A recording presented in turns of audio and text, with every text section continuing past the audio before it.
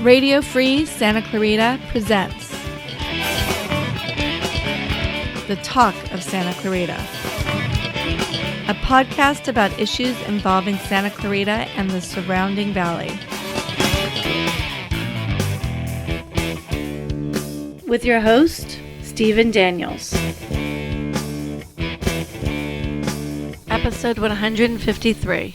Democratic candidate for California's 25th Congressional District, Christy Smith. And now, let's see what the Talk of Santa Clarita is. And remember, this is for posterity, so be honest.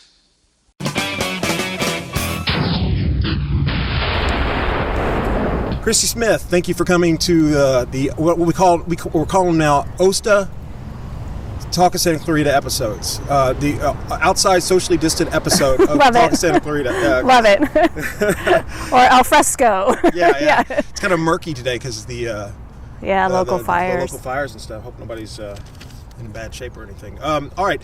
So, how is the campaign going for you right now? I mean, we're in the last. We're about mid-September right now. Yeah. How are things going for you? Really well. I mean, the enthusiasm, the groundswell is definitely happening. We just in the last couple days ran out of yard signs, which is fantastic. Yeah. A lot of momentum, a lot of great interaction on the campaign. We're just really focused on spreading a positive message where we see the direction for the country, for the state, for the local communities. Yeah. And that's where we're putting the emphasis. To be just very blunt, why do you think you lost in the special election? What happened there? I mean, I see the enthusiasm with your campaign. Yeah. And I was kind of surprised, to be honest with you, with the results of the election. Yeah, it was a perfect storm of unfortunate circumstances. I mean, you got to remember, COVID crisis. We started really hearing about it in March. Yeah. It was ramped up, and California had gone into shutdown by May. Mm-hmm. Because we moved our primary in California from June to March, a lot of people thought it was over. And because I cleared both the Democratic side and the Republican side by double digits, everyone thought I had it. Right. Voters weren't anticipating that ballot coming home. So a lot of the voters that we talked to post-election, they didn't even realize that ballot had arrived at their house or there in fact was an election. So it was a really high barrier of voter communication, but of course everybody's engaged now because they're excited about the presidential. So the communication is a little bit easier on that front. I mean, we were disappointed, but anticipated what a big challenge it was going to be. Did you make any changes to your campaign afterwards, or any adjustments, or even approaches? We did in our approach to field campaign. Yeah. Okay. The one reason I say is because it seems like you so much didn't want to go negative a lot of the ways, right? But you've been a little bit more open about criticizing your opponent. Yeah. Mike, a little bit. Well, look, the contrast is clear now. He has a voting record. Yeah. So making those distinctions is easier than ever. He's a career politician now. He's got votes on record. Yeah.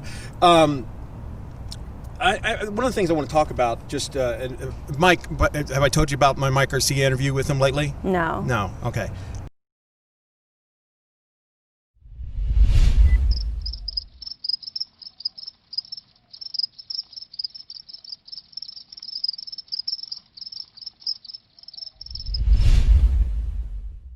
So Mike won't come on the show.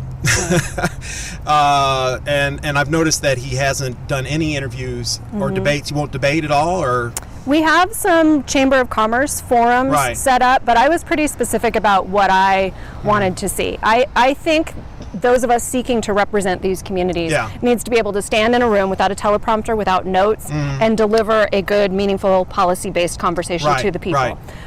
And so I said I would agree to any debate or any forum that met those preconditions. It needed to be offered by, like a League of Women Voters, a reputable press outlet. Our local chambers of commerce have always done a good job with forums and debates. So those I've agreed to. Yeah. Okay. Yeah. But it's not going to happen. There's a couple on calendar. But not an actual debate. The Santa Clarita Chamber will be an in-person. I don't know what their exact format will be, but I think it'll be a question and response. But that's mostly just business-oriented stuff. Not that that's not important. Yeah, I don't know how much they'll branch out. And then the Antelope Valley has typically been the ones to host up in that part of the district, and they usually do branch out into broader issues than just what impacts a business community.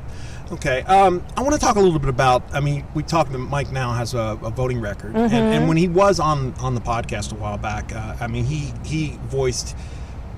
I think he. To be honest with you, I think he has regrets about coming on the show because he did speak very openly about a lot of his beliefs and policies and things. I guess what I wanted to talk about is a little bit about the differences between philosophies between you as a Democrat and him as a Republican. I mean, what? First of all, what do you see as the big difference between the two of you? I mean, obviously red versus blue, but I mean, what as far as what you want to do in Congress, how is that different than what Mike's doing? Look, I think increasingly, and you remember I used to be a Republican, but the Republican ethos around a smaller, more limited government has gotten to the point where it's really at an extreme now. And I think he double-checked that by voting against two things that I thought were really important. He voted against an infrastructure funding package, and he also voted against the relief for the USPS. Things like public infrastructure, roadways, bridges, dams, things that need to be kept intact to keep our communities safe are an important governmental investment and a good use of our tax dollars. And we need that infrastructure investment here in this whole North LA County region. So that was a huge disappointment, and it should have been an easy vote. And then additionally, his lack of support for the Postal Service, when in fact our own Santa Clarita Post Office has, the audit, there was a recent audit that showed it is not prepared for our upcoming election. The sorting machine has been dismantled, and we're hearing from folks on the inside, in fact, even padlocked. That is incredibly problematic, but not simply because of how it might impact the election, but because of what it does to our local community. We have seniors and veterans who rely on mail delivery for affordable pharmaceuticals and medications. We have small businesses who rely on the Postal Service for affordable shipping. It is a much greater impact than just what we experience as individuals and as households. And that just should have been an easy vote today. It's also because, his next election, and yours, obviously, is through mail. It seems like he would be concerned about that. And since he won't come on the show and defend himself, I'm just going to say I did ask him about the infrastructure bill. His response to me was it was too much of a Green New Deal thing. Do you feel that was the case, or there were too many? I don't know if he's been paying attention. And listen, he has not once discussed environmental policy. California is now, and for the foreseeable future, every year this time of year will be on fire. We are experiencing a heat wave today as you and I speak. The reason we're doing this so early in the morning is because it's likely to get to 115 degrees in this community now. We are no longer at a place where we have a privilege of denying climate change. We simply aren't. And so if his reason was that it was too Green New Deal and it had too much investment in renewable energy, shame on him. That's a bad position to be in. Okay. And then the post office, he said that he didn't believe that there was the need for the money. I think I had a text that actually said he believed it was kind of a hoax as far as the amount of money needed to help the post office. Your response to that? He's not getting good advice. Okay. Sorry, there's a little bug. Okay. Let's see. I'm a little flustered because it's because of the sun and the bugs and everything. Yeah, it was a little buggy. Where you said we've talked about it before too, about the fact that you were once a Republican. Yeah. What changed? What changed for you that made you come over to where we have cookies, the dark side? Yeah, no. At the time, look, I grew up in this community, and it had been largely a much more conservative community. Registered that way the first time. Both my folks were Republican. As I developed into adulthood, though, where I thought the party had room to grow, and for a while there it looked like it was going to be expansive on a couple of issues that are important to me. Women's reproductive freedom was one. Women's workplace equality was another. The party really began to drift further and further away from where my individual principles are. Now, there's still a number of aspects that I have retained. I do think to the extent possible, we need to limit the role and scope of government in people's personal and private lives, right? And I think, and this is what astounds me about now, is that the Republican Party I was a part of really were very cautious about debt and deficit, Right. and the growth there. And we have seen the complete reversal. Although they speak to it, their policies don't legislate to making sure we get to a good place there. I have, my father being the hardcore conservative, I've argued with him many times about, like, you only care about the debt when there's a Democratic president. Yeah. That you don't seem to care when there's a Republican president Right. and cutting taxes. I mean, Right. and I just, that's not me being partisan. That's just a fact. Right. That you don't hear the Republicans complain about debt until it becomes a Democratic spending issue. Yeah, and the reality is that in a moment like this, look, any individual state can't control money supply. Only the federal government can influence what happens with money supply and availability of credit and all of the issues that we have to contend with now that we have this high unemployment rate. Yeah. And so there really is a very important and critical role for the federal government to play in times of economic crisis. And the fact that they are now playing politics with this second round of support for the COVID economy that we've all inherited is just, they're playing with fire. It's very dangerous. It's and I'll jump ahead of here because I wanted to ask you about that, because I mean that is because the bill has been it was passed back in around Memorial Day, and the HEROES Act, I believe it's called, correct? Okay, you're the policy wonk, you know better than I would, and it's sat on Mitch McConnell's desk since because he refuses to bring it to a vote. And the Senate went on vacation. The majority leader sent the Senate on summer break. But I mean, there's even when Katie was in Congress, I kind of was like, well, she was like, well, we voted for this and the Green New Deal and gun control and everything like that, but Mitch McConnell won't, bring it to a vote in the Senate. Well, you already know that. So I mean, it's like, it's almost like just you're going, well, I believe in this, but it's not. Nothing's going to get done because of McConnell blocking it. I mean, it's almost like Congress becomes powerless because you can't get through McConnell. Yeah, and the challenge is that we have got to get back to a point in this country where we can have civil conversations around good public policy, and bipartisanship, honestly, is a two-way street. Yeah. And I've had Republican colleagues in Sacramento that I've worked quite well with, and I respect their work. And really, at the end of the day, it's about how do we deliver for California. The ethos in Washington, D.C. around that has to change. If people continue to be so entrenched. What can you do to change it? Well, I think, right now it's going to take a shakeup. I think the balance of the Senate is going to have to change, for a while. And I think that voters in their own states and districts need to start holding their representatives to account.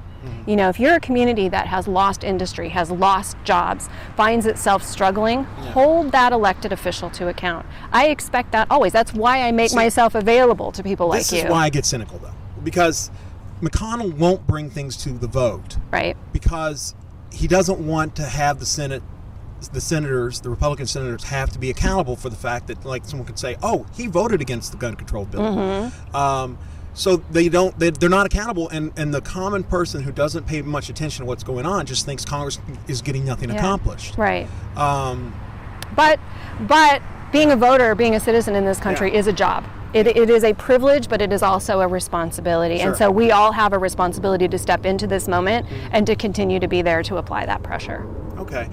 I want to talk a little bit about, I'm on the mailing list for the Republican press, and yours as well, just so you know. And large plane flying by. Is it a Super Scooper? Is it? It might be. Yep, Super Scooper. Super Scooper. Good. Yeah. But I want to talk a little bit about just what your opponent has been saying about you, a little bit, let you address some of these issues, because I think the best way to and this is just me knowing you and knowing Mike, the best way to put it is, the most politically correct way to put it is they're untruths, or lacking context. Right. So and also, just on a quick side note, Soren Sinclair, you don't seem to care too much about Mike. Because all you do is bag on Christy and never say anything good about Mike. Just to get that out there, I've just noticed that. But one of the things that they were talking about is that you took you had to step down from one of the heads of one of your. I was removed.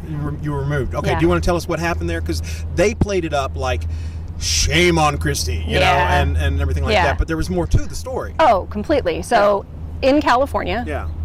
We were being very COVID compliant in the state's capital. So when we were there as members of the legislature, in order to do social distancing, like we're doing, there actually is a very small handful of committee rooms that are available to do that. And so the committee that I chaired is not a policy committee, it's a review committee. It's also a joint committee, which means it's the Assembly and the Senate. Okay. So our members from the Senate side, particularly my vice chair, Senator Hannah Beth Jackson, is someone who's in a risk category. She's a senior, and that was true of many members on the Senate side. So they were being even more cautious than we were. So the ability for us to even schedule a hearing, and we had several hearings in mind that we would have liked to have done, it simply wasn't possible in the moment because all of the policy committees, because of our truncated schedule, had to be accommodated. We did not physically have enough spaces, to hold a hearing at that time. The other thing is it doesn't make sense when our state's Department of Emergency Services and everyone on the governor's team associated with COVID was really busy nearly 24 hours a day. Right. So to bring them off the front lines with the work that they were doing, to have them come in and do an informational hearing seemed not wise. But you were removed for that? No, I was removed because when it comes to budget votes, we are not typically supposed to vote against the majority. And you cross lines. I cross lines, and the standard is you call the speaker and you have the conversation, which I did, and our speaker completely understood. But the line that I crossed was that in order to get to the budget deal that we got to, there was going to be a limitation on net operating loss for small businesses and some restructuring of our state tax credit program. Now, for me, our small businesses right now, many of them are literally at death's door. So to take away any opportunity for them to recoup those losses through a tax write-off seemed inherently wrong. So I did vote against my party on that budget bill, and the consequence was I lost the chair of the committee. You lost the chairmanship and crossed party lines, and that was a result of the. So I don't think anybody could argue that you're a one-trick pony who just follows the lead of the Democratic leadership. No. I mean, have you crossed party lines on other issues, or a few times? Like what? Can you give me some examples? There have been a few, typically business and economic related, where I think that the regulatory environment again goes too far, and it provides a burden on business that shouldn't be there.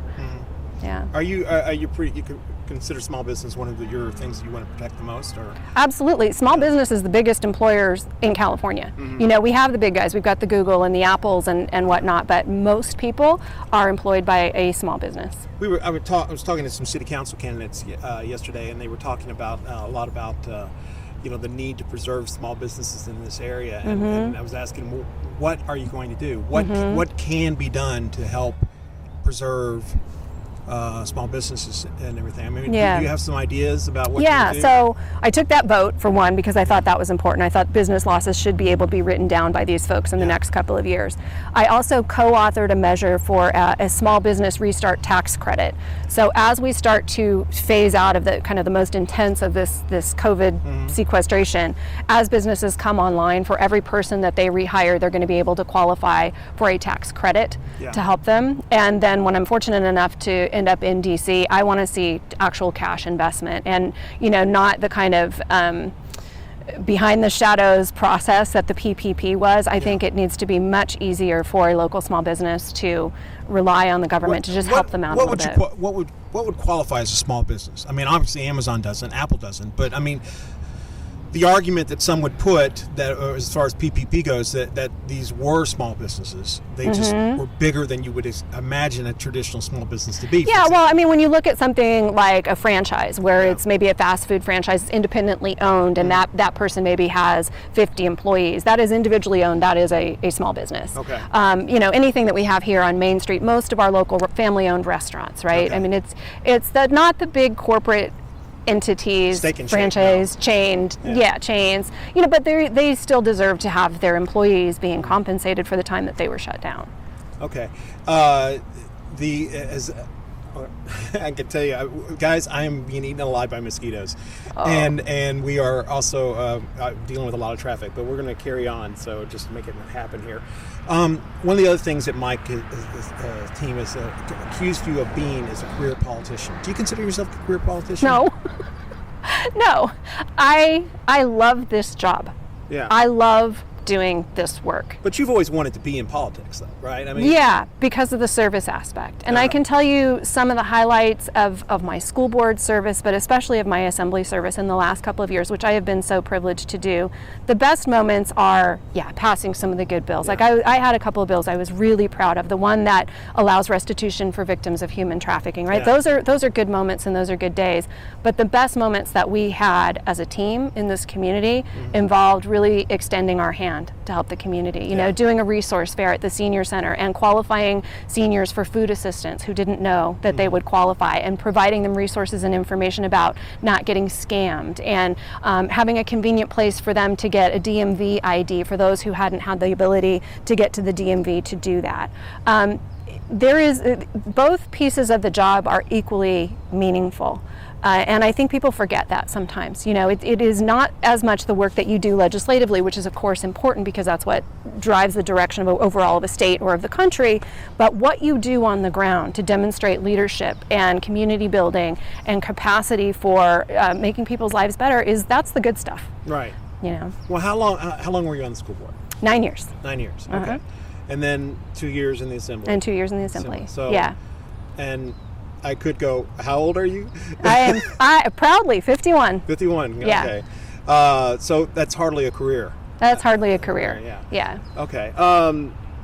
One of the things, though, I do think, when again, Facebook being just a voice, not really the thing that defines or is the final answer to anything, but I did see a lot of comments about your candidacy, even from Democrats, about your support of AB 5. Yeah.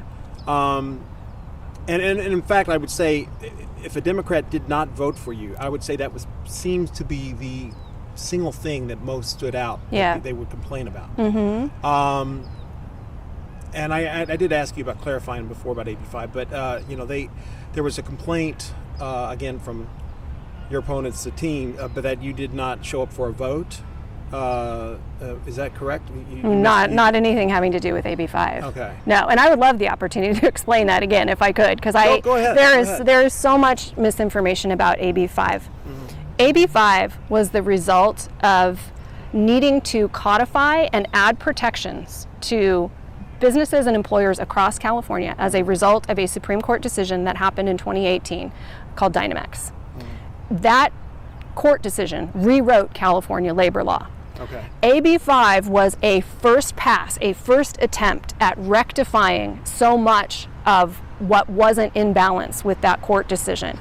Businesses like for commission insurance sales, barbershops and nail salons, and things where there wasn't the specific job-specific clarity that was mandated by the court decision, those needed a carve-out. Now, what was realized after the bill was passed was that there were many more industries and individuals, independent contractors, who hadn't had a seat at the table in the first round. So what happened consequently at this next session that we just passed, I co-authored 2 bills to add additionally to the fixes. So people like freelancers, independent writers. There was also a separate bill that I was a co-author on that helped protect local press and media, local newspapers, because of the impact that the initial wave of AB 5 had on them. I kind of feel like my opponent would be much happier running for state office if he feels this strongly about this.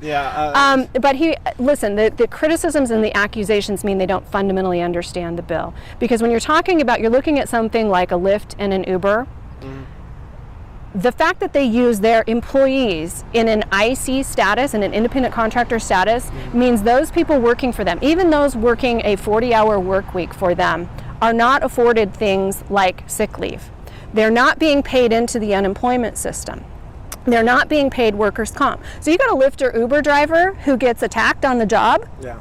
They're literally out of luck. They have no job protections. And that's what 2 court decisions, Dynamex and a subsequent court decision, have confirmed, that, even if you are app-based, you still have an obligation. If that is your primary source of revenue, you have an obligation to the people who are working for you. We don't want to limit people's ability to have flexibility. We want them to still be able to do that. Most people I've spoken to actually do that work as a side gig, but because it's your side employment does not mean that you should be not having those protections or minimum wage. And here's the other reality. It puts local businesses. This puts small businesses at a tremendous disadvantage because right now in this moment, all of this money we're spending on unemployment insurance, we're going to have to pay that back to the federal government at some point. Okay. And when we do, it's going to be the small mom and pops who do right by their employees, who pay them a living wage, who pay into unemployment, who pay into workers' comp. They're going to be shouldering that expense, not the big guys who have tried to weasel off the hook. And that is not fair. When you've got companies who are valued,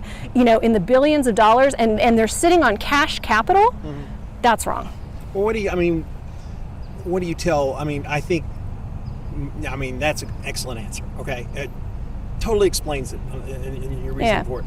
But I think the average Lyft driver will go, well, look, I can't work now because of what oh, yes, they can. If Lyft and Uber comply with the law, they can. See, this was never about California telling independent contractors they can't be independent contractors. That is completely carved out in this bill. You can still be an independent contractor. You're a bookkeeper and you work for multiple small businesses doing their payroll.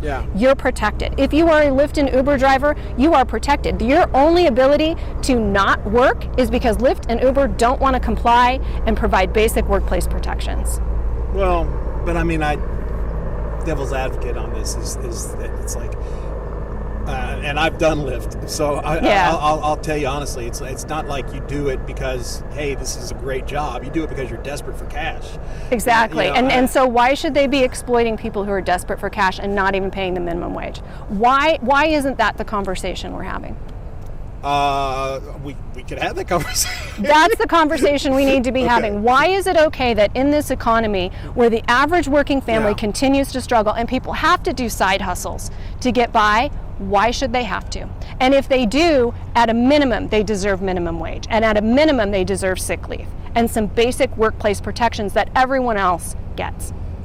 It just seems like that's going to cause some major restructuring on Lyft or Uber and on. But they have had since the Dynamex decision to do that. They are a multi-state, well-capitalized, lawyered up institution. They can get some economists and some accountants to figure this out. And early on, honestly, I was part of a group that tried to be at the table with those folks. They talked about wanting to do this, wanting to get there.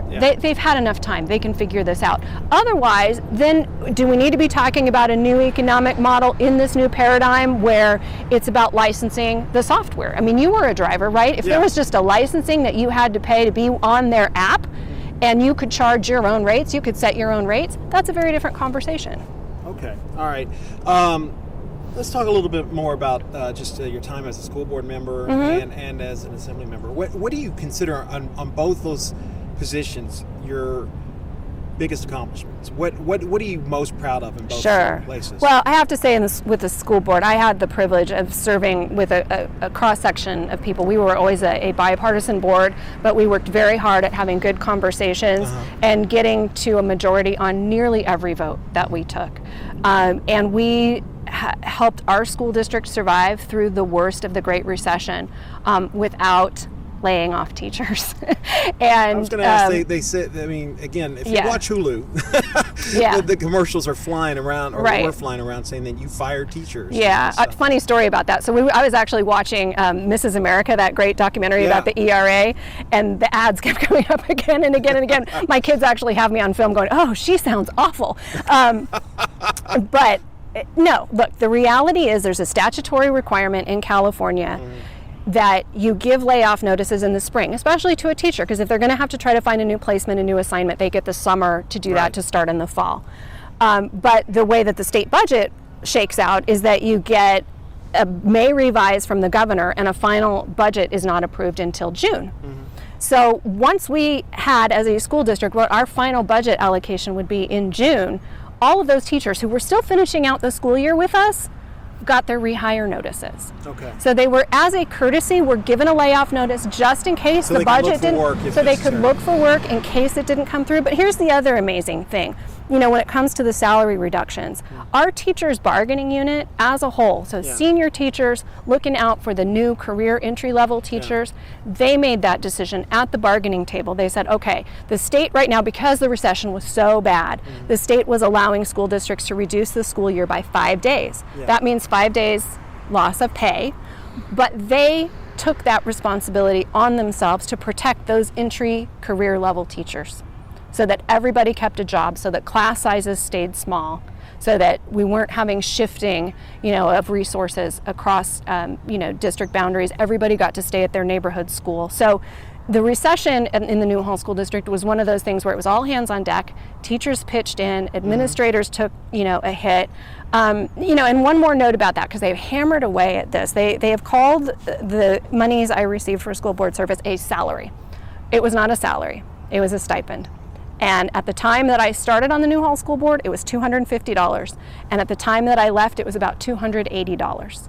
And we never raised that amount when teachers were taking cuts, when administrators were taking cuts. We did it in the intervening years when money had ticked up a little bit. But the reason that you do it is that there is some cost to be borne for taking those positions. And we don't want anybody in the community to feel like they can't do it because maybe they don't have money for babysitting or the extra transportation that they're going to have to incur, in order to do the job. There are costs associated with the job. Yeah. And so that's why we did. But it was $280 a month when I left.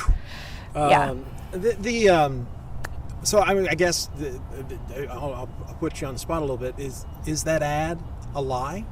Do you think he's lying, or is he lying about your record, or how do you want to respond to that? How do you respond?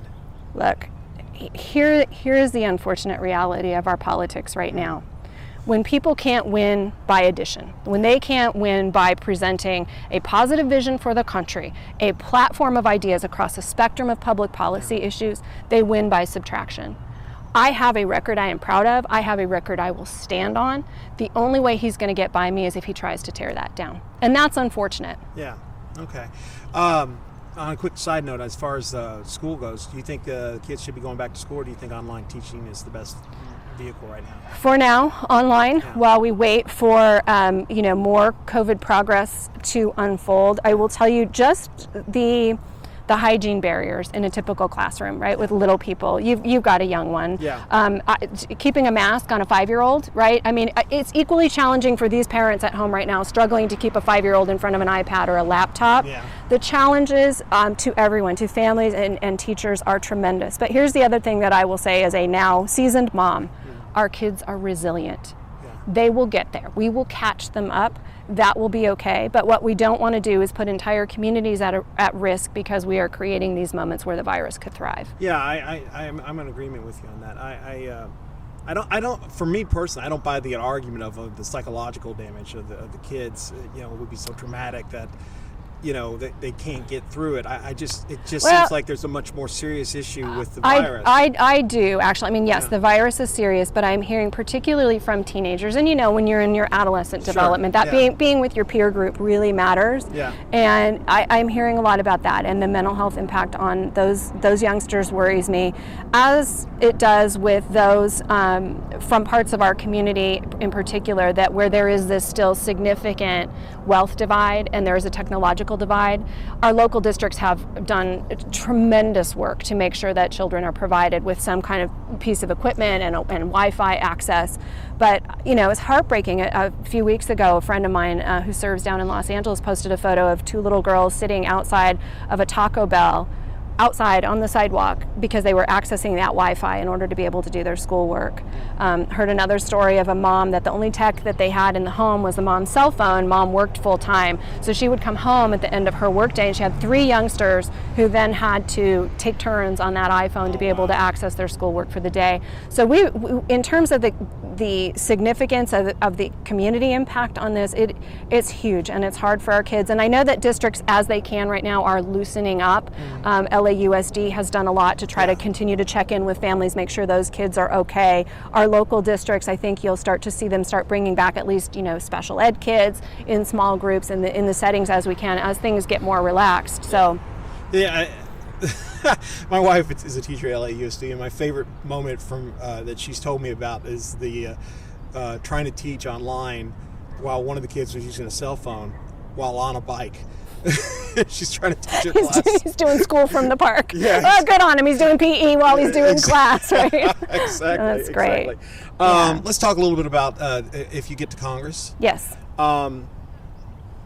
I'm going to give you I'm curious what your response to this will be. This is about you as a person of character, someone, a Democrat. I'm not going to tell you. Don't even try. Who told me this about you? They said Christy would be a great congressperson, but she's not much of a leader. What do you think about that? Well, look, I think there is the big media circus, draw attention to yourself kind of leadership. Yeah. And then there's quiet leadership. Yeah. Okay. And I would not have accomplished what I've accomplished in my service if I wasn't a leader. I lead by mentoring people, by making sure that they're prepared to step into positions of leadership. I absolutely was a leader in terms of passing a piece of legislation that had gone through 2 cycles, my victims' rights bill for human trafficking. Also the bill that we did in the charter education space, 1507, that same bill had been attempted multiple cycles, and I was able to get it across the finish line. I think that takes a different kind of leadership. I think there's a huge difference between self-promotion and leading. Okay. Well, I think the person was implying that you would never be House Speaker. You know, I'm not sure that's the best position to be in. And honestly, you can affect more change not being in leadership. It's kind of the difference between being a long-serving, powerful senator and being president of the United States, right? Yeah, you get the White House, but are you actually creating that change, or do you have an enduring legacy to speak to? Would be McConnell, who is literally controlling almost everything that happens. Exactly. In the Senate and stuff. Exactly. I mean, we've got to remember, we've got to, our government system is set up the way it is because the levers of power at each level are supposed to counterbalance each other. Do you support defunding the police? I don't. And the reality is, and look, I know my opponent is making a lot of this. I've had fantastic relationships with all 4 agencies of local law enforcement that I represent, and have done some great work with them. Delivered, face masks to our local sheriff's department when they suddenly found themselves to have the need to be out on the street and didn't have that. Done a lot of charity work with LAPD Devonshire Division. The reality is that the kind of change we all want to see in community policing is going to take more investment. And I know that a lot of people don't believe this about our local police agencies, but actually they welcome it. They welcome opportunities for greater training, for more professionalization, to have the kind of help and support added in. And I think where the branding of defund came from, the intent behind that is right, but the label is wrong. Worst branding ever. Yeah. Because what they're saying is we need to be allocating more resources. But from the world that I come from public education, I've been able to tell you this for years, right? We need more social workers. We need more psych support. We need more fundamental support for how we are raising kids and providing them opportunities to keep them out of that, pipeline to prison. And the same is true now in the communities that we serve. We have people with significant mental health challenges. We have people with chronic homelessness challenges, sometimes tied to mental health, sometimes tied to substance abuse. Our law enforcement agencies are doing what they can with that. Now, on the other hand, what I will say, though, is that we have got to get to a place with our criminal justice system where we recognize that there is equity for everyone. Is there systematic racism in the justice system, you think? I think the intention is that there is not, but the execution of recent incidents shows otherwise. And I cannot, in good conscience, speak to another mother of color about the warnings she gives her children when they are out anywhere in the community. That is gut-wrenching. Yeah. And to hear that the life experience of people of color, right here, even in our own community, can sometimes be so significantly different. And it is absolutely based on what we've seen, on television in sharp relief and in stark relief. So there were, in the last legislative session, there was AB 392 authored by Dr. Shirley Weber. I supported that, but worked with law enforcement on that to make sure it got to a place where it was workable. There were several good measures this time as well around, transparency of police records, use of the carotid artery chokehold by Mike Gibson. All good measures that keep us moving in the right direction, but ultimately, I think to reshape policing, to have it be community-based policing, and to really recognize that we have to address inherent biases throughout any officer's career. right? That's something that constantly has to be checked in with to make sure that cultural shift has happened, that there is an equal application of the law regardless of the suspect. That's incredibly important. You're a big supporter of the police department, I believe, aren't you? I mean, do the police, I don't know about your endorsements necessarily, but don't you, police union, did they endorse you? Or the LA sheriffs went with Mike, and the others I'm still waiting to hear back. Okay. I'm endorsed by firefighters. Okay. Well, the other good guys. The other good guys. Yeah. Okay. Didn't mean to put you on the spot. No, that's okay. Okay. Let's talk about immigration a little bit. And I think I've asked you this before, but I still, to me, it was like when Jess Phoenix was running for Congress, she had what to me was the most pragmatic answer about DACA. It's like, yes, I'll give the funding for the wall because it can't really get built logistically anyway. Right. If he'll give us DACA. Would you do that? Well, I'm hoping that come November 3rd, that's not going to be an issue anymore, that we're going to revisit this whole wall conversation. I think DACA recipients at this point need a pathway to citizenship. Yeah. I think every undocumented person who is here, gainfully employed, invested in the system, deserves a pathway to citizenship. And the families that have come here, where we have failed for years, decades, both parties, we have systematically let our immigration system fall to pieces. Yes, more border security is warranted because we know that some of the things that happen, like human trafficking and drug trafficking, that do happen at the border, that's important to stop that. But we have always been a nation that welcomes asylum seekers and immigrants. What we don't have right now is an effective welcome mat. We don't have places for them to check in and ask and seek that help. And we also have to really finally come to an understanding that immigrant labor in this country at every level of our economy, from the innovators in Silicon Valley to the folks out working in our fields to make sure that we get affordable produce on our tables, that is such a fundamental feature of how our economy functions right now. And to not acknowledge that, I think, is wrong. Do you think, I'm, as far as DACA goes, I mean, I agree with the concept and the principles behind it and things, and think these people need help. But it was an executive order under Obama. A lot of people complained about executive orders being issued. Do you think it was constitutional for him to do that? Sure. You think so? Absolutely? Yeah. By that matter, the executive orders that Trump has issued, are they legal? They're legal. Not all of them have been brilliant, but they're legal. And the ones that, look, he's had several challenged in court, and the court makes their decisions, and that's how our system works. But that's the other significant thing about this moment in this election, right, is if you care what the future of our court system looks like, and the judges who are being appointed to the bench to make these really important Constitution-defining decisions, now's a good time to step up and vote. Well, I want to talk a little bit about power in general for the Congress. We were talking about immigration and the need for some kind of immigration reform, and there was at one point a bill, I believe Obama had, that was going to pass. I think it passed the Senate, and the House needed to vote on it, and the House had the votes, bipartisan. But Boehner refused to put it before the House. So you had kind of the reverse of what McConnell's doing now in the Senate.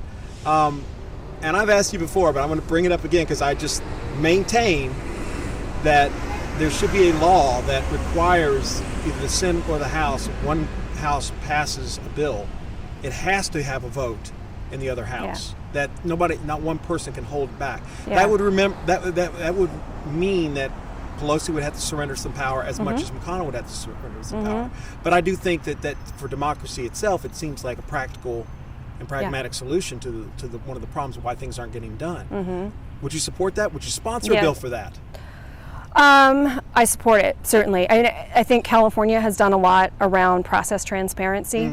It needs to happen at the federal level, right? We need to start delivering for America again. And I've seen, certainly in the California state legislature, you just gave perfect examples at the DC level of how the rules of the body are used to kind of implement this gamesmanship. And in the meantime, Americans are sitting home saying, okay, but what about me? You are not solving my problem. You are not making my life better. And what is your service worth if you're not doing that? So, yeah, absolutely. So Can I get you to sponsor the bill, though? I don't know about sponsoring because I don't know how you would write such a bill because those are rules changes. Yeah, there are rules changes, and that's where the challenge is because rules are determined by the leadership. I got you. Yeah. And okay. I was looking at your website, some of your platform ideas and things, and education's your first thing on. Yeah. Obviously. Do you support the idea of preschool? Universal preschool? Yeah, universal preschool. I do. Okay. I do. We are at a point, particularly with so many American families needing to have two incomes, where just from an affordable child care perspective, it makes sense. But also the achievement gap, particularly in challenged communities, economically challenged communities, there is just widespread, you got some fans there, there's widespread evidence that an age-appropriate preschool program helps kids be more successful by third grade. And if we can get them to be proficient readers by third grade, they are more set up for academic success. So it has a twofold. We're seeing right now in this COVID moment how absolutely essential affordable childcare is, especially for our frontline workers who have had to get back to work and have really struggled to kind of piece together what they can do to have their kid in a safe environment while they're at work. You also talked about affordability of colleges. I guess my first question is, well, somebody's got to pay for it. How's that going to happen if you make college affordable? Yeah. You know, with the escalating costs of college in general. I mean, what's the solution there? I think it's a combination of things. I think we need an adjustment in qualifying levels for federal financial aid, which we haven't done in a long time, which would mean it's a federal responsibility to step in for more of those students. And as someone who worked 3 jobs to put myself through college, I think there's a lot to be said for work-study programs on campus. I think, students having some skin in the game and having that opportunity to earn their own makes sense. It just needs to be done at a level that is responsible and reasonable. But when you think about some of the things that are driving costs for universities, it's the same things that are driving costs for American families. It's the cost of healthcare and providing health benefits to their employees. And so that is something that we absolutely have to get under control, is our healthcare system and bringing costs down significantly by starting with bringing down the cost of prescription drugs and then looking systemically for cost savings and providing a public option. And I want to see a public option that allows for group plans, so that a university, a small business could buy a group plan as a competitor in that marketplace. There's the argument back that socialized medicine, or that not that I believe this, but that it would hurt the private healthcare system, private health insurers if there's a public option. How do you respond to that? Well, there's not enough transparency in the private market. When somebody can go and have a knee replacement at one hospital for a certain amount and then go to another hospital and it's $10,000 more, I'm not sure within our whole healthcare system that we've got valuation right.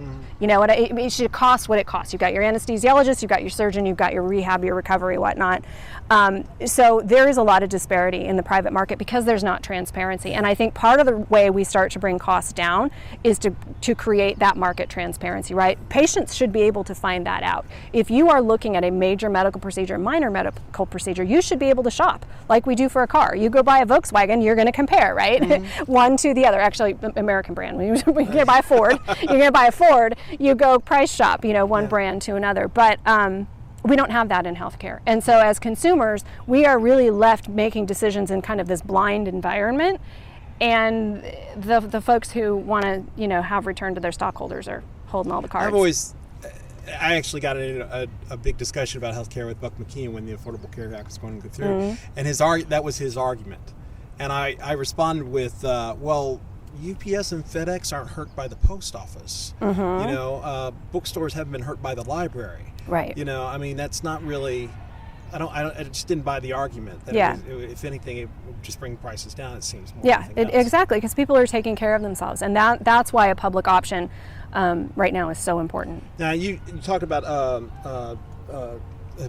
taxes and the SALT taxes. There was at state and local tax. Okay. Yeah. Is that something you said that you want to fix that? Absolutely. That hurt Californians. That hurt this district. Yeah. I, along with many families that I've talked to, actually under the Trump tax plan ended up with a higher tax bill. Yeah, I actually talked to Steve Knight about that, and he contested that wasn't the case. But when I did an informal poll on Facebook, not scientific, mind Yeah. you, but nobody said they paid less. Right. You know, everybody was saying that they paid more in the past Right. based on that. Right, and what we're getting out of it is a debt and a deficit that have exploded, and leaving a future of that to our kids, which doesn't make sense, because the gains, the benefits of that tax plan went to the top couple of percent. I want to talk a little bit more about the power of Congress in general, because this to me is what concerns me more than anything else as far as Congress goes.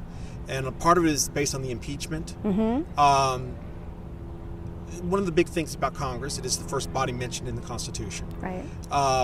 And it is also supposed to have the power of the purse. Now, Trump is basically ruined the power of the purse by declaring executive actions, emergency executive actions, or whatever he wanted to call them, to just take money from the allocated funds from one thing to another for his wall. Yeah. And in a more serious... Military and veterans, by the way, is where he took that money from. I keep trying to remind my father that, but he seems to really feel that wall needs to be built. But the power of the purse disappears based on that. Yeah. The second thing that concerns me is the second article of impeachment, where he refused to comply to subpoenas and would not let anyone in the House to do so. Sure.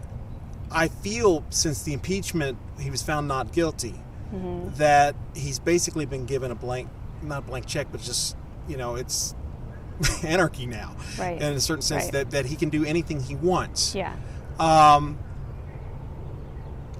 What good can you do now at this point if it seems like Congress has lost its power based on precedent that Trump has now established? Yeah, I think we have to understand that this is one moment in history with this particular president. And I think the way that we correct course on this is to rely on our Republican allies, like we've seen, and independents, like we've seen with the Lincoln Project and others, Republicans that have now crossed party lines and said it's time to correct course, that we all have to believe in a common set, a standard of ethics, that we believe in the Constitution, that we believe fundamentally in the rule of law. The rule of law is what will keep our democracy safe and what will keep our communities safe. And when you have leadership at the highest levels of this country that fundamentally has disabused the notion of the rule of law, that's problematic. And I, for many, they would say, well, it's hyperbolic to start saying that he's authoritarian or he has authoritarian tendencies. Look, regardless of the path that he finds himself on and trying to get to a place where ultimately he does everything by executive order, as you just so rightly pointed out, that is not how our system is set up. We are intended to have a well-balanced system of checks and balances, and right now it's being circumvented, and it is a huge problem. But he certainly, in a certain sense, he's found loopholes to do this. Sure. Do you support the idea of reinforcing and wiping out those loopholes in the future with Congress? I do believe that there is going to be a closer look. Again, I've heard Ted Lieu has got some significant rule changes in place that he'd like to see with respect to bringing in members of the administration to testify. I do think you will see a re-examining of what those processes look like going forward. But fundamentally, we should never be electing a president who says I won't show up before Congress. Well, it's not even Trump that concerns me. To me, it's more the issue of the precedent. Because in a certain sense that nothing's going to, if Biden is elected, or eventually there'll be a Democratic president somewhere down the line, but if there's nothing stopping them from doing the same thing. Yeah. And I'm sure the Republicans would be up in a fury if Biden starts doing the same things that Trump has been doing. Right. These are questions that should, by the way, be asked in a presidential debate. Yeah. What is your view and your vision of the role of presidential authority, and at what point does it stop? And at where is your responsibility to the two other institutions of government? I don't think the president should even be. That's leaving it to his prerogative. I mean, to me, we asked the question because under Bush, what we saw from some in his administration was this idea of the unitary executive, right? Yeah. And Trump has kind of expanded on that in ways that are unfortunate, really unfortunate, and it needs to be reined back in. Okay, so I mean, you would support legislation then to do something like that? I think it's partially going to be rules changes within the institutions, and if legislation is warranted, yeah. Okay. What's the first thing you want to do if you're elected? There's a couple things. One commitment that I've made, because one of the the biggest concerns we have about this transition to renewable energy is what happens and what gets left behind for employees in the fossil fuel industry. And these are hardworking men and women who happen to have very high paying jobs for the work that we do. So I want to be part of that group that figures out what do we do for the labor force associated with this, and to make sure that we don't lose them as we make this really important transition. That's one. I would love to be on the Labor and Education Committee to finally get education from the federal perspective funded at the level it should be. The Individuals with Disabilities Act funding that school districts receive is pennies, literally pennies on the dollar for what is expended on behalf of our special ed population. Those children are deserving of all of the entitlements they're given by that legislation, and we need to step up to the plate to make sure that it's funded. That in turn will provide more general fund resource to the school districts who are providing these great services. And by the way, we have families who move from all over Southern California to our communities because we provide special education resources here so well. So our districts really feel the bind of that. And then finally, making sure from the federal level that we are looking across the country at education practices that work to close that achievement gap, and making sure that every school district is resourced well enough to do it. But in the near term, what has to happen is that we have got to have a two-pronged approach to COVID recovery. First of all, we've got to get America healthy. So we need to make sure that we continue this ongoing supply of PPE and good public health measures.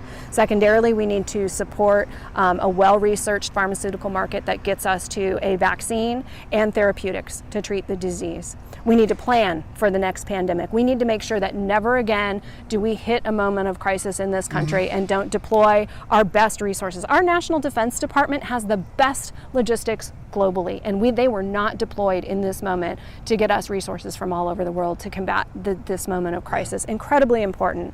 And then we need a very intensive economic recovery plan in the first 6 months of the Biden administration that stands small businesses back up for those who have permanently lost employment, because we know we're going to lose some jobs from this moment. That we are really ambitiously connecting employees who have lost employment with meaningful retraining to their local region and jobs that will still be available. There is a lot of work to do right now in reestablishing faith in government as an institution that is there to serve the people. You're such a policy wonk. I mean, I would have answered, I'm going to Disneyland and buying a speed pass. No. And then I'll worry about policy. No, I do the job to do the job. For me, there is nothing. I mean, it is actually fun for me to say, here's the problem or the challenge, here's the resources at hand, how do we match the two and get the best possible result, right? That's why I do this. Yeah. Otherwise, who would subject themselves to all that goes on in the world of politics, right? The attack ads and the mailers where your head gets put on some awful body and things being said about you. Why? There is no other reason to do this other than that I actually care about the work and I care about the people I serve. We're going to go to the section of the podcast called Ryan's Question. Okay. Ryan asked, I thought, a really good question. I asked him last night, do you have a question for Christy Smith? Yeah. This is what he wants to know. Hi, Christy. Is it hard to campaign? What do you like and what do you don't like? Hi, Ryan. What I like is the opportunity to be with people, and that's been really limited right now. But my worldview grows, my perspectives grow every time I get to be out in the community and hear what people are going through in their actual lives. What I don't like and what I feel really strongly about is campaign finance, the amount of money that we have to raise. And I've taken a pledge. I don't take corporate money. I don't take lobbyist money, which oddly enough, illegal in California to take money directly from a lobbyist, but not in DC. You want to talk about draining the swamp. Let's just put an end to that right there, right? No lobbyist should ever be able to just write you a check. So that is the hard part, and because I've been on the ground in other levels of government when I'm need to raise a couple of $1 million in order to mount this campaign, and I'm calculating, I know how many teachers that is, I know how much meal service that is to seniors who need it, right? It is hard to justify that we still pour so much money into this part of our political process when we have the means and the technology now to basically do this on public access platforms for very little money. Right. Okay. Okay, some dumb questions for you now. Okay. We're just going to have a little fun here. What's your biggest fear? My biggest fear, snakes. Okay. I don't know why either. Just snakes. If we hang out long enough, we might see one here. What's your go-to guilty pleasure? Oh, gosh. Good ice cream and a good historical fiction book. You are such a wonk. I'm a nerd. I'm a nerd. It's fiction, though. It's not like, I do read biographies, too. But, yeah, a good book. Okay. How old were you when you had your first celebrity crush, and who was it? Oh, my God. Leif Garrett. And I must have been, I don't know, 10, maybe? Good old Leif. Tragic story on him, man. I know. But I collect Christmas music, and I found that he does this amazing Christmas song about coming out of the Betty Ford Center. Oh. So I'll send it to you. So, Yeah. have you ever disliked something and then changed your mind? Broccoli. Okay. I grew to love it. What career advice would you give your younger self? Don't give up. Stay focused. Be a good person. If you can't look yourself in the mirror after any decision you've made or after anything you've said publicly, you're headed down the wrong path. I would be too busy just slapping myself to try and get some sense in me. Did Cheers go downhill after Sam and Diane hooked up? Oh, I have no opinion there. Just exactly where is the beef? Any response to that? These are 80s references. Yeah, You're 80s supposed to know references. these. That was such a cute commercial, too. I don't know. My favorite now, though, in referencing older women in commercials is that's not how this works. That's not how any of this works. I find myself very often yelling at the TV or the radio or, Instagram. That's not how this works. Yeah. Oscar the Grouch or Big Bird? Big Bird. Really? Yeah.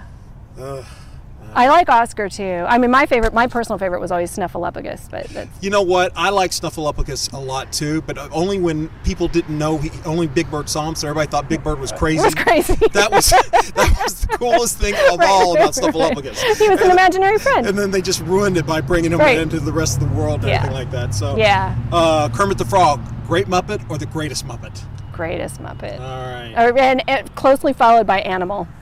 Yeah, I'll give you that. Yeah. Favorite president? Oh, wow. I mean, I think in terms of enduring change, FDR. Yeah. Good answer. Yeah.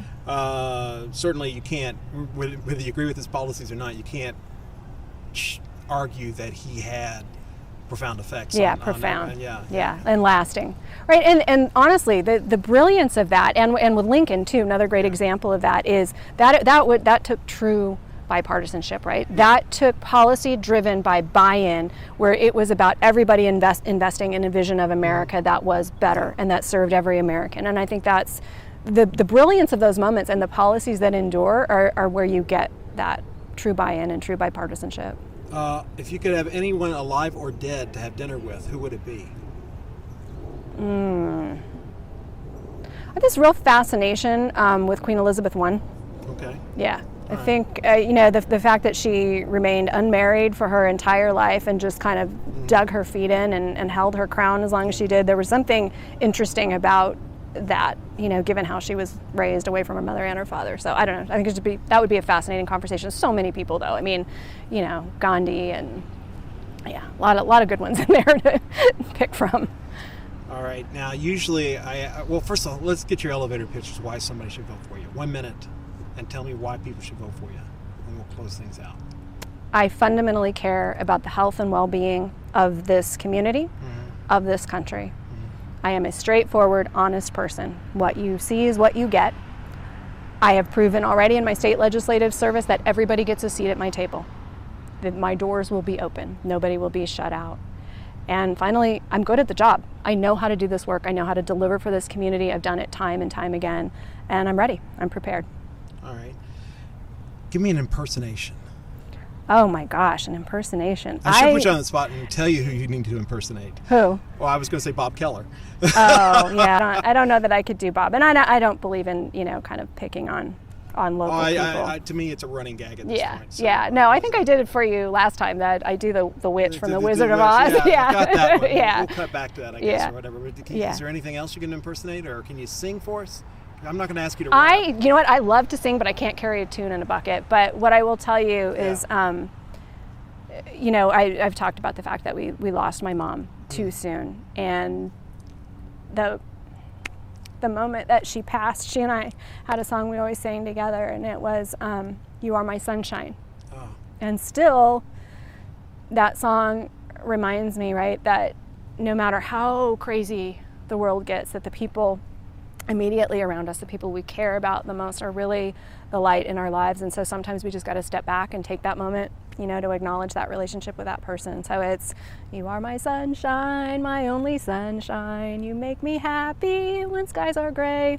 I think we got a lot of that going on right now, and people need to, take those moments to re-engage with what's most important, and the rest we'll get through. We'll figure it out. That's nice. Yeah. No joke for us? You gonna give us a joke? Oh, Stephen, you know me. I can't do the comedy thing because I remember the setup or the punchline, but never both at the same time. That is my joke. I can't do jokes. I appreciate it so much, and other people that can. I love a good comedian. I got a couple in my family, but yeah, it's not my thing. Not gonna happen. It's not my thing, and I'm okay with that. I got you to sing. Yeah, everyone has their thing, Okay. Yeah. All right. Well, listen, Christy, I wish you much luck in the election, and if you win, I hope you'll come back and see us again. Absolutely.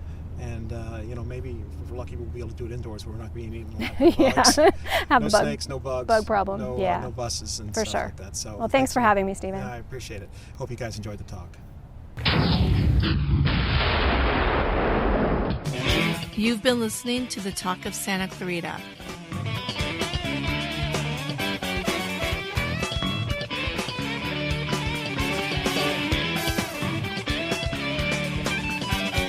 Listen to us on iTunes, SoundCloud.com, YouTube, and Stitcher.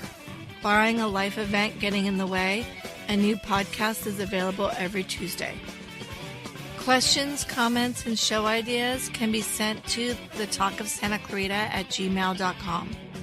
You can also call or text us at 661-505-8672. That's 661-505-8672. Follow us on Twitter at The Talk of SC, or on Facebook, Instagram, and YouTube at The Talk of Santa Clarita. You can also visit our website by going to www.thetalkofsantaclarita.com. This has been a production of Radio Free Santa Clarita Incorporated, a 501c3 nonprofit organization. To donate, go to radiofreesantaclarita.org/donate. Radio Free Santa Clarita, on the net and on the air, and we're very much aware. Any questions?